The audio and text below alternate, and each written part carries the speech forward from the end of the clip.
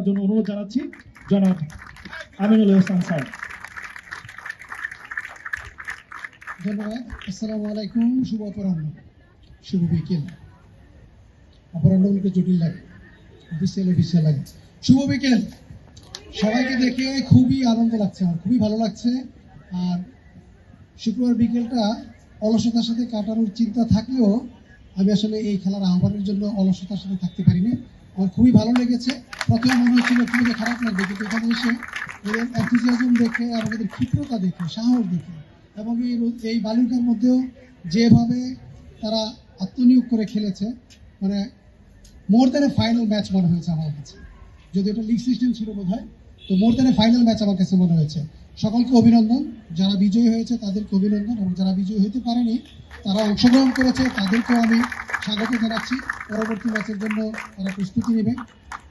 আমাদের রাগবি ফেডারেশনের সভাপতি মহোদয় একেবারে যথার্থই বলেছেন। আসলে আমাদের দেশে রাগবিকে পপুলার করার জন্য যথেষ্ট পরিশ্রম করে যাচ্ছেন।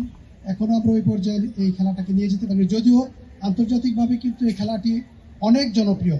ওয়েস্টার্নদের কাছে এই খেলাটি অনেক অনেক বেশি জনপ্রিয়, তারা অনেক বেশি এনজয় করে এই খেলাটি। আমার সুযোগ হয়েছিল একাধিকবার এই খেলাটি দেখার, এবং তখন আমি ফিল করেছি আমরা আসলে যেরকম শুধু ক্রিকেট এবং ফুটবলে বুঁদ হয়ে আছি, সারা দুনিয়া আসলে এরকম একটা খেলার মধ্যে বুঁদ হয়নি।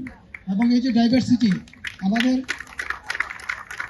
ভাবা দরকার যে আমাদের ছেলেমেয়েরা কিন্তু এখন সারা দুনিয়া খুব সহজেই দেখতে পায়, এবং তারা তাদের পছন্দ অনুযায়ী খেলা বেছে নেওয়ার অধিকার তারা পেতে চায়।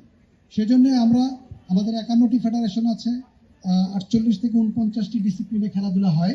আমরা চাই যে এই 48 থেকে 39টি খেলাই আমাদের সকল ছেলে মেয়েদের কাছে পৌঁছে যাক, তারা যেন এই খেলাগুলো সম্পর্কে জানে এবং জেনে তারপরে তারা তাদের পছন্দটা। যদি আমরা টিম দ্বারা করে 30টা প্লেয়ার দিয়ে এই ছেলেদেরকে আমাদের নার্সিং করতে হবে, ওদেরকে বেতন দিতে হবে, ওদেরকে থাকা খাওয়ার টাকা দিতে হবে, ওদেরকে সবকিছু ফ্যাসিলিটিস করতে গেলে মিনিমাম 15 লক্ষ টাকা নিচে একটা টিম ডেভেলপ করা যায় না।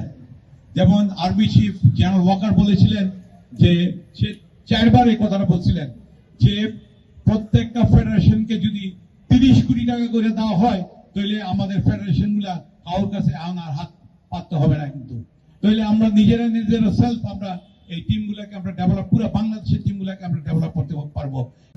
আমি আপনাদের সকলকে আবারও অভিনন্দন জানাচ্ছি বাংলাদেশের অনেক পপুলার খেলার মধ্যে রাগবিকে বেছে নেওয়ার জন্য।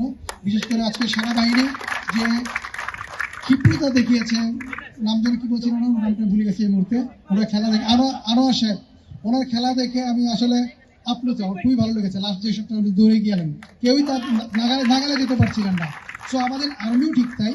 আমি একটা বিষয় একটু খারাপ লাগলো আমার, যে সার্ভিসেস সেক্টর থেকে সবগুলো টিম যদি এখানে থাকতো, খেলাটা বোধহয় আরো বেশি প্রতিযোগিতাপূর্ণ হতো, আরো বেশি প্রতিদ্বন্দ্বিতাপূর্ণ হতো। আমরা বোধহয় এরকম আরো কিছু আনোয়ারকেও এখানে দেখতে পেতাম।